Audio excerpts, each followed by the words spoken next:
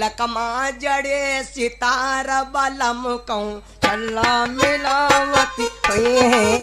गुरुआ गाम बिगाड़े रे संतो, गुरुआ गाम बिगाड़े। संत रामपाल जी महाराज कहते हैं गुरुआ गाम बिगाड़े। ऐसे कथावाचक पवित्र व्यास पीठ पर बैठकर हमारी सनातन संस्कृति धर्म का नाम रोशन करने में लगे हुए हैं। आपको क्या लगता है, क्या यह हमारे सनातन धर्म पर काला धब्बा नहीं है? क्या ऐसे लोगों को कथा करने का अधिकार है?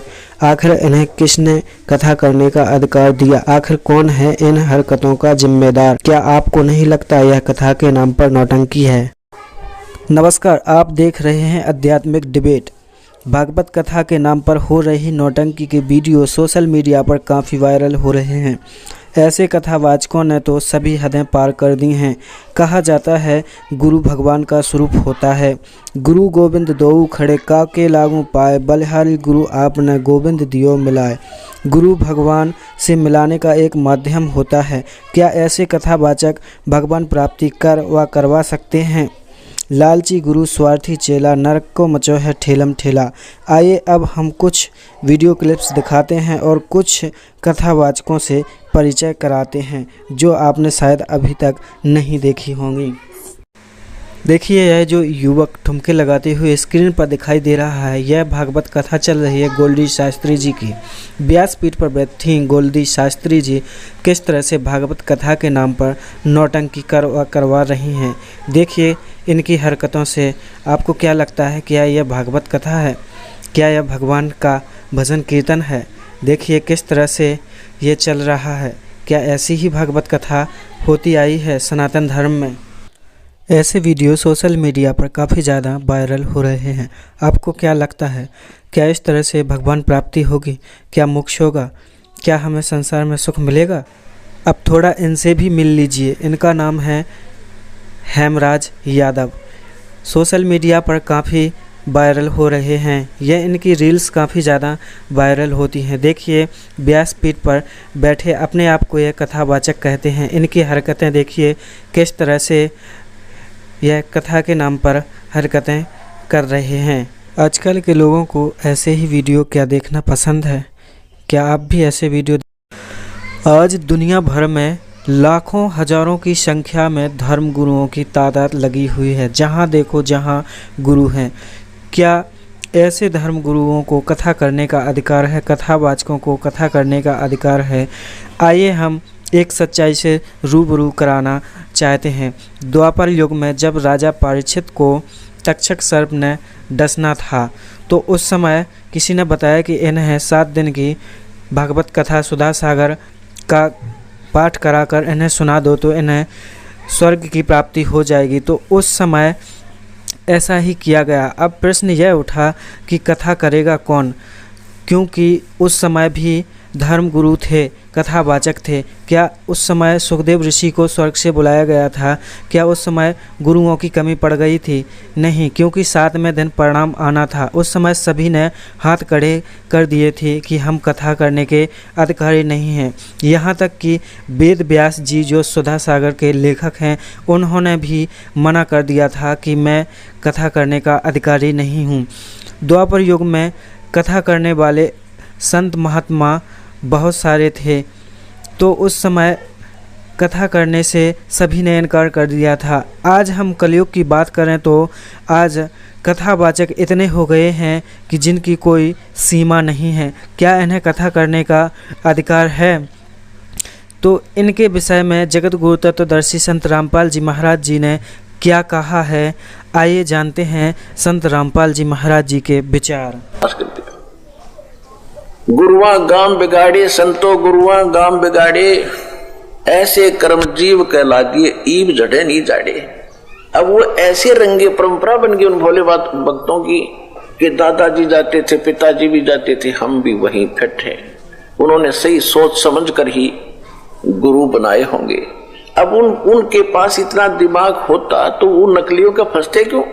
इसलिए परमात्मा ने ज्ञान प्रथम रखा। गुरुआ गाम बिगाड़े संतो, गुरुआ गाम बिगाड़े, गुरुआ गाम बिगाड़े संतो, गुरुआ गाम बिगाड़े।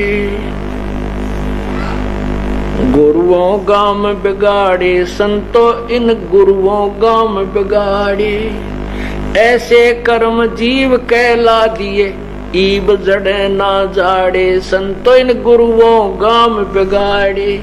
ऐसे नकली संतों ऋषियों और महर्षियों ने गांव के गांव बिगाड़ दिए, सच्चाई से उनको दूर कर दिया।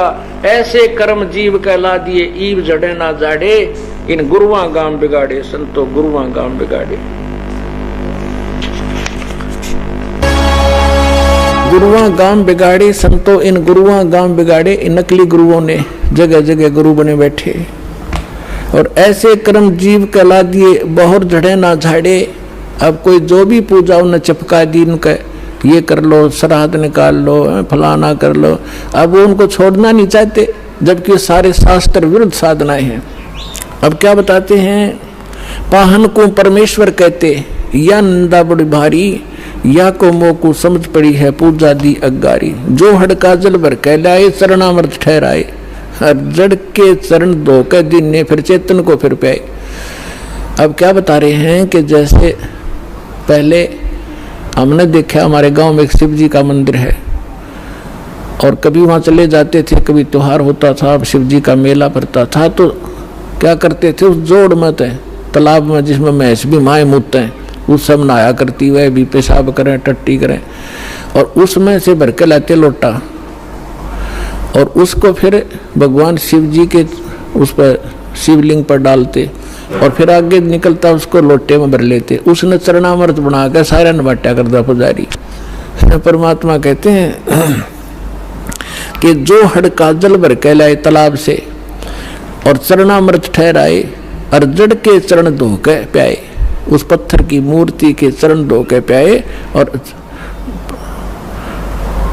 जड़ के चरण धोकर दीने चेतन को फिर पाए। चेतन को प्याओ जड़ की जो पत्थर के चरणों का चरणामृत। फिर कहते हैं कौवा मच्छा और मीन जल पिया और बिष्टा की नामाई, गुरुआ के तो गारा लग गया जुग जुग छूटे नहीं।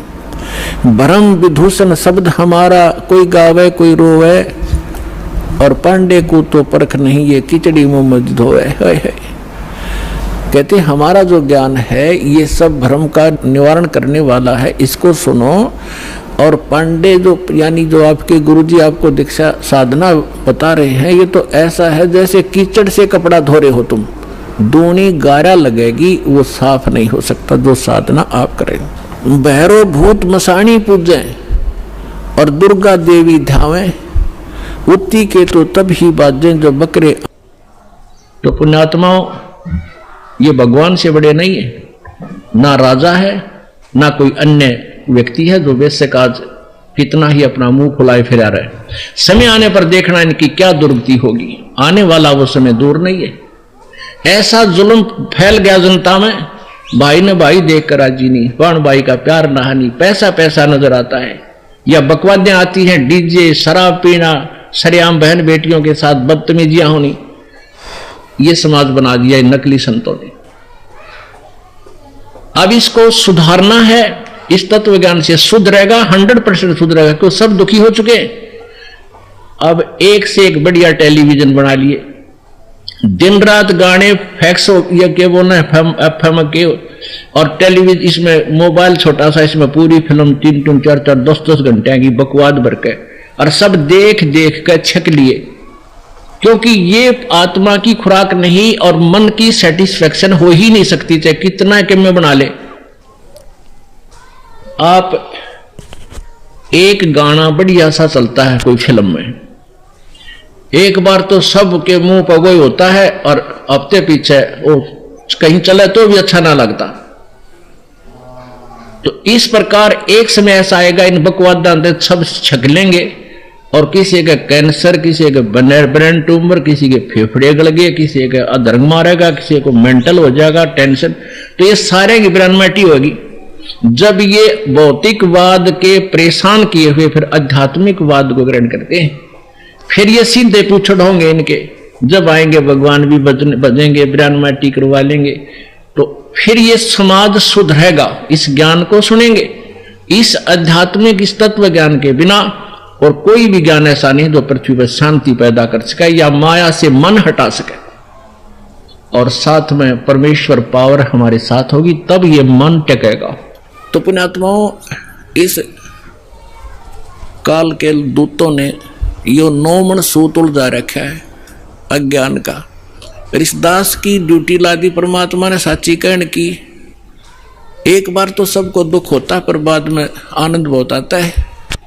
पुण्यात्माओं, ये अन्य जितने भी ऋषि महर्षि आप देखते हो संत, ये वही बातें कहते हैं, वही ज्ञान बताते हैं जो जनता को स्वीकार्य है। जैसे आप बहुत से संतों के बारे में सुनते हो, आसाराम जी जैसे क्या कहते हैं, 7-8 मंत्र बता देते हैं, जो तुमने अच्छा लगे वो चुन लो। वो गुरु हैं, कमाल की बात कर दिया। जैसे कि डॉक्टर के पास कोई मरीज जाता है और उसके आगे 7-8 प्रकार के कैप्सूल डाल दे कि उठा ले जो सा तुझे पसंद हो, रोग कट जाएगा। खाक डॉक्टर है वो। डॉक्टर तो ये बताएगा ये टेबलेट है, इस समय लेनी है और ये इसके परहेज हैं और ऐसे ऐसे, वो डॉक्टर होता है। तो इस प्रकार हमारे धर्म गुरुओं ने हमारे इस भक्ति मार्ग का बट्ठा बैठा दिया। पुण्यात्मा, जैसे एक हमारे यहाँ भी एक वर्द है, 60 साल वर्ष का था, सन 2000 की बात है।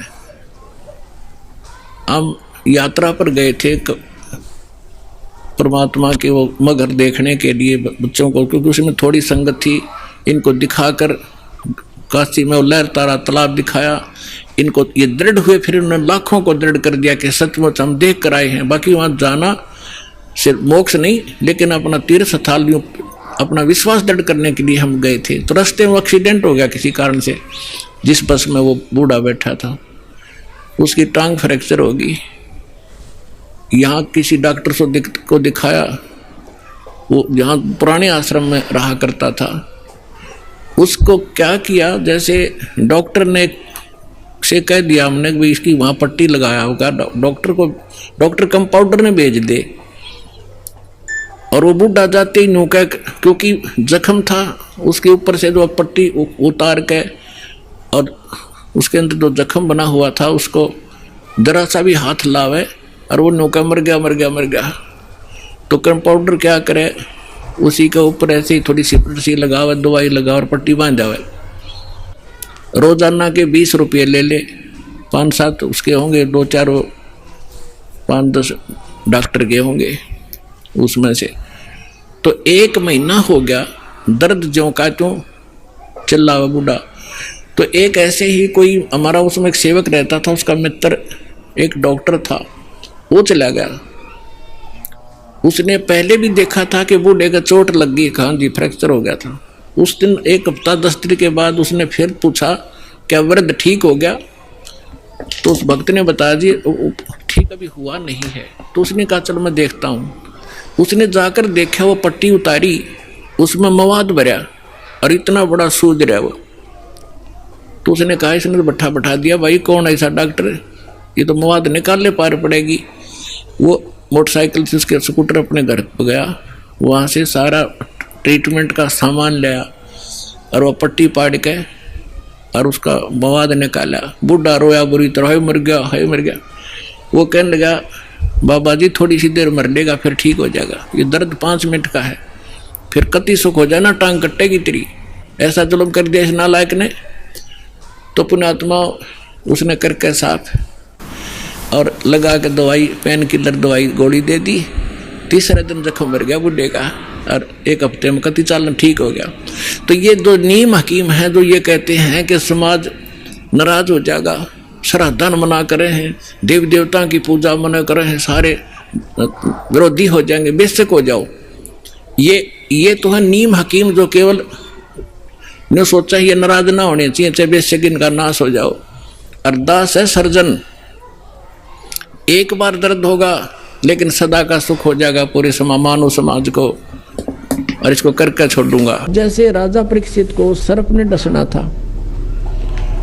और बताया गया उसको कि किसी को गुरु बना और उससे श्रीमद् भागवत की कथा सुन।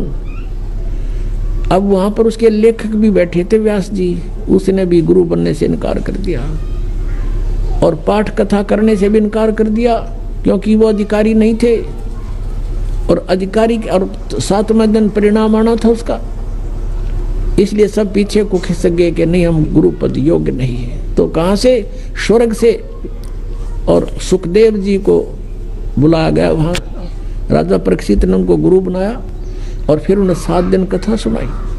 तो अनधिकारी से लिए हुए नाम से भी आपको कोई राहत नहीं मिलेगी, अधिकारी से लिए हुए नाम से भी आपको राहत मिल सकती है कि इच्छा कर मारे नहीं, बिन इच्छा मर जा। लेकिन आपके संचित कर्म बहुत होते हैं। अब इन भगवानों की साधना से, चाहे आपने गुरु बनाकर भी कर रखे हैं, तो भी आपके पाप डिपॉजिट अलग से होंगे ही होंगे। यहाँ का विधान है, जैसे कर्म करेगा वैसे फल मिलेंगे। केवल एक परमात्मा है, परम अक्षर ब्रह्म, उसकी भक्ति करने से और उसके अधिकारी संत से लाइसेंस बनवाने से, यानी उपदेश ग्रहण करने से, दीक्षा लेने से आपके पाप नाश हो सकते हैं, और से नहीं। तो यहाँ प्रसंग है कि कहते हैं, जब ही सतनाम हृदय धरो भयो पाप को नाश। और जैसे चिंगारी अग्नि की भाई पड़े पुराने घास, करोड़ों टन सूखा घास फूस पड़ा हो और उसमें एक माचिस की सीख जला के लगा दे, सारे का नाश करके राख बना देती है। और चलती हवा उसको इधर उधर, आंधी तूफान उसको उठाकर फेंक देता कहीं का कहीं, वो अक्षेत्र क्लियर भी हो जाता है। ऐसे ही परमात्मा कहते हैं, जैसे सूरज के आगे बदरा ऐसे कर्म छयारे, और प्रेम की पवन करे चितमंजन झलके तेज नयारे। प्रेम की पवन चलेगी जब परमात्मा के मंत्र के साथ, वो तो फूंक देगा, और फिर प्रेम की पवन और करे चितमंजन, भगवान में एक प्यार जागृत होगा, आंखों से आंसू चलेंगे। कहते फिर वो हवा फेंक देगी, उस सारी राख को भी कहीं की कहीं पटक देगी।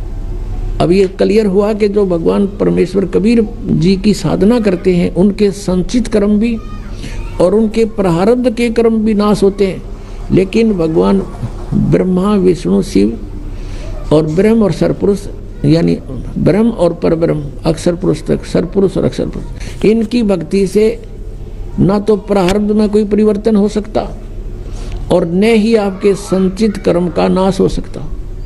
क्रियमान कर्म ज्ञान से कुछ बचाव हो जाता है, संतों का संग करने से, ज्ञान के समझने से कुछ पापों से, क्रियामान पापों से बच सकते हैं। जो कर रहे हैं उनसे कुछ फर्क पड़ जाता है, लेकिन प्रारब्ध में कोई परिवर्तन नहीं होता।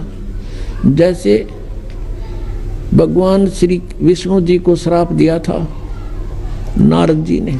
नारद जी ने भगवान से विष्णु रूप मांगा था, हरि रूप, विवाह कराने के लिए, और विष्णु जी ने उनको, यानी भगवान ने उनके बंदर का मुंह लगा दिया।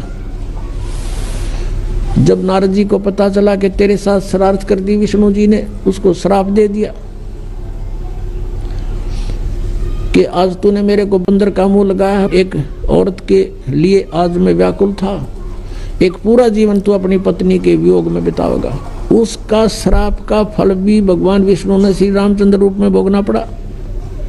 और जो मुंह तूने मेरे लगाया है, इस मुंह के जैसे व्यक्ति यानी जीव तेरी मदद करेंगे। बंदरों ने उनकी मदद की।